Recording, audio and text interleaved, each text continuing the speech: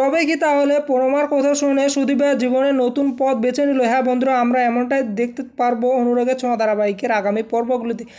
আমরা গল্পের শুরুতে এমনটাই দেখতে চলেছি। পরমা এসে আদিত্যকে বলে, আদিত্য, কেন আমাদের জীবনটা এলোমেলো করে দিলে? কেন? আদিত্য পরমার কথা শুনে বলে, কি বলেছি আমি পরমা তোমাকে? এরপর পরমা বলে, কেন কোথা দিয়ে কোথা রাখলে না আদিত্য? আর পরমার কথা শুনে সুদীপা এদিকে আড়ালে দাঁড়িয়ে মনে মনে বলে, তাহলে কি পরমাই ছিল আদিত্যর ভালোবাসার মানুষ? তাহলে তাহলে বিয়ে আমাকে কেন করলো? এরপর আদিত্য বলে ওঠে, আমি কি সত্যি কোনো কথা দিয়েছিলাম পরমা?